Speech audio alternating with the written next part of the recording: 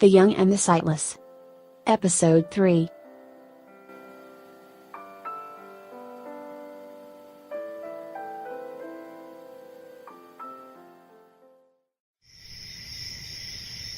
A sliver of light from the full moon stretches across the hardwood floor of an unidentified home.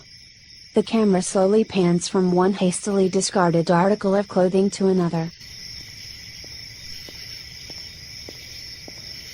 The camera zooms in on a pair of blood-red stiletto heels, worn by a woman with delicate, shapely calves. Although partly in shadow, the image slowly rises to showcase long, slender legs as the unidentified woman leans against a door frame. A glimpse of a large bed is shown as she enters the room.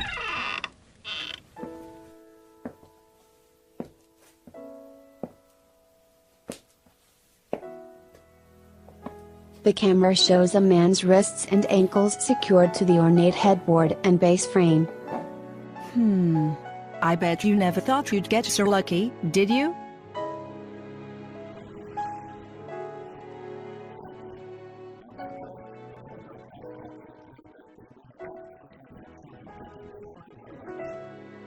Oh. It really wasn't your way with what that caught my attention. Oh yeah, so what was it? Well, The camera shows the shadowy outline of a strong, athletic body slowly straddle the man while facing him. it was how you talked so much about Tweed and how you did some deals with that big-time operator from the neighboring town. I would. Yeah, well, you know how it is. I can hook you up, and if you robbed my world, I can maybe cover you a deal on the normal street price. The camera shows the woman leaning slightly forward, sharp ruby red fingernails gliding across the unidentified man's chest, then roughly twisting a nipple. Ouch! Hey! Bitch! Watch what the fuck you're doing. The camera cuts to one of his wrists jerking unsuccessfully against the restraint. In response, the woman throws her head back, long brown hair cascading down.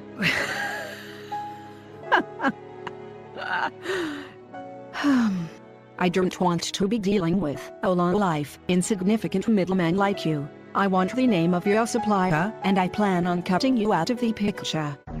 What? What the fuck are you talking about, bitch? Ouch!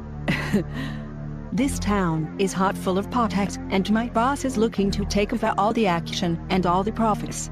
All we need is the name of whoever you are dealing with, so that we can eliminate the competition and take over the business. Fuck. You! Bitch. If I tell you, I'll get hurt bad. Look. My connection is a big-time dealer, and I don't want to mess with him. At this, the woman leans further forward, full breasts and erect nipples shown in shadowed profile, as she reaches under the mattress. The camera zooms in on her hand withdrawing a wicked-looking butcher knife with a razor-sharp serrated blade. You don't want to mess with me, and you will tell me everything I want to know.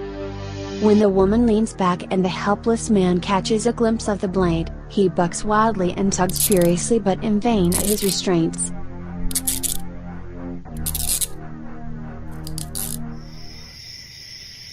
The camera then switches to an outside view, focused on the isolated house from a distance. In the upper right corner of the screen, the full moon is shown. It sits as a silent witness over the rising screams emanating from a partially open window. More screams are heard, and a certain passage of time is implied, as a soft breeze ruffles the leaves on a nearby tree.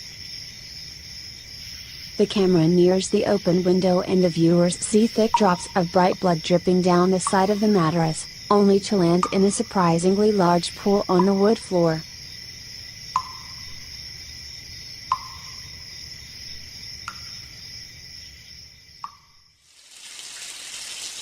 In an unshown area of the house, the sound of a running shower can be heard, followed by an eerie silence as the water is abruptly turned off.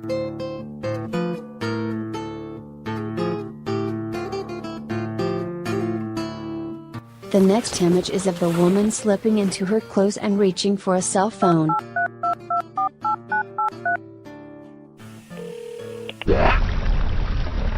The scene cuts to a richly appointed study with a sinister-looking man seated behind a huge desk. A woman is sitting in front of the desk and reaches for the ringing phone. Hello? No nose. It's me, No Eyes. Are you there with Mr. Mumbles? On the other end of the line comes the sound of a cigarette being lit as Mater Vader listens and then replies. Yeah, blind guy is right here with me. Did he tell you who the supplier is? Oh. He told me alright. The camera next shows gasoline being poured over the bed and the unmoving body of the prone man. The only alteration to the grisly tableau is that the restraints have been removed and carefully stored in the woman's large black handbag. A trail of gasoline is shown, leading down the hallway and ending at the front door. He really was afraid, and it took him a while before he talked.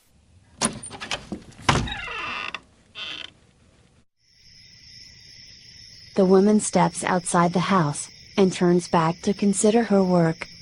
The camera zooms in on a match being struck and tossed past the partly open door.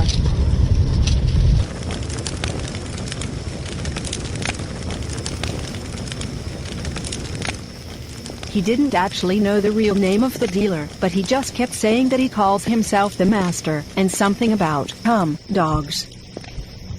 Hey, No Eyes, you don't think he was holding back, do you?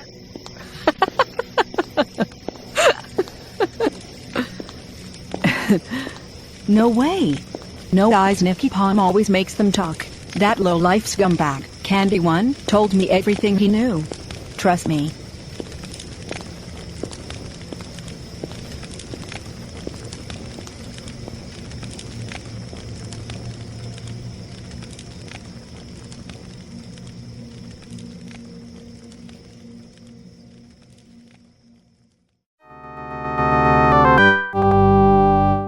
The next scene opens in one of the studios at WNOC Radio.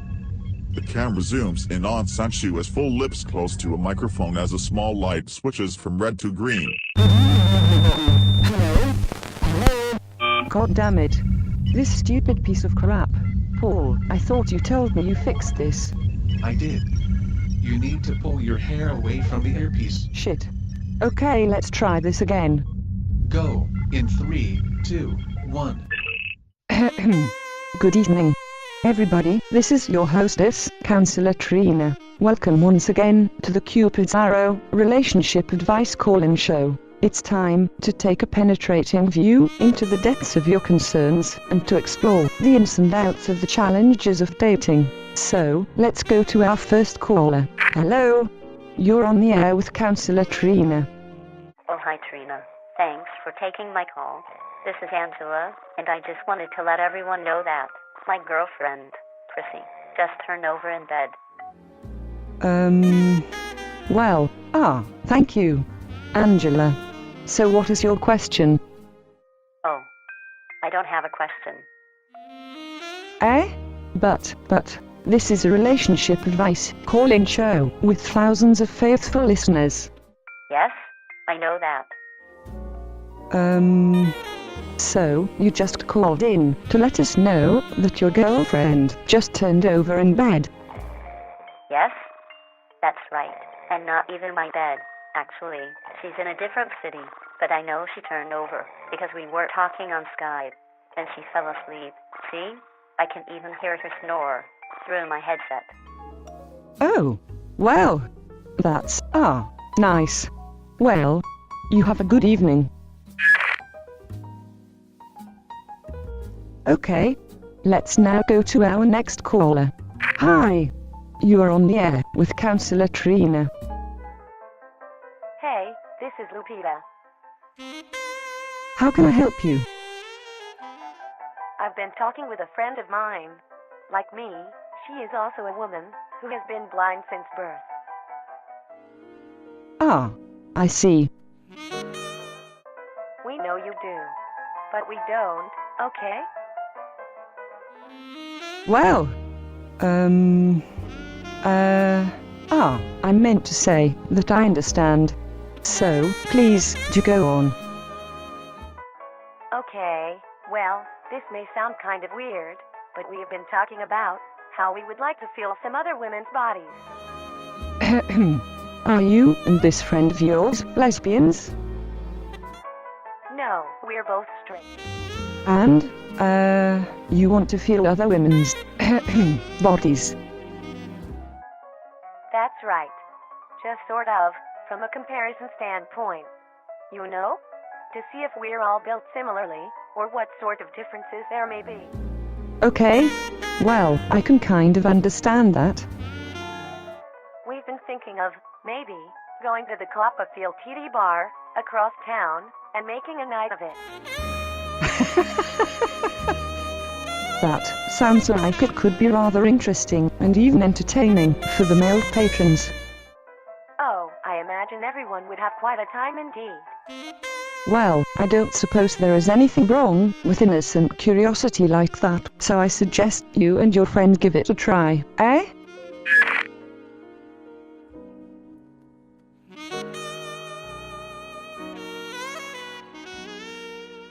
Alright. Let's see who else is on hold. Welcome to the show. Hi, this is George. Okay, look, I'm in this unconventional relationship with two of them Sheilas, yeah? Okay. Do they know about each other? Oh, crikeys, yes. We're all very happy together. Well, that's wonderful. Don't fucking judge us. What? I wasn't judging you. Well, babe, I didn't really appreciate the way you said the word wonderful. It sounded fucking patronizing to me, eh? No. George, I'm truly happy for you and your two partners. So, did you have a question? Well, I guess I wondered if it was a bit odd that my one Sheila just called me to let me know that our mutual girlfriend just turned over in bed. Oh? Ah. Well, that's kind of sweet. I know. Isn't she fucking adorable? So, did you have any other question, George? No, not really. I just wanted to let everyone know how fucking happy I am. Well, crike is, how happy we all are.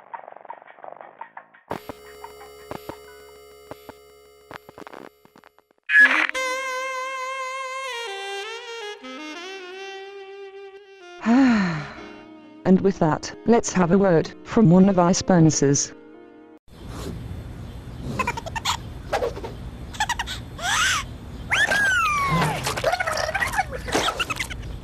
Whiskas Vitabites, crunchy on the outside and deliciously tender inside.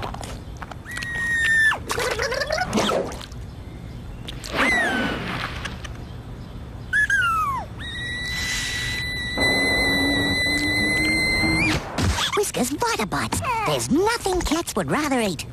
The screen fades to black and the credits roll. Stay tuned for future episodes of The Young and the Sightless. And the all-new Must Listen audio only serialized drama for the nightly exploits, where nothing is seen and everything goes.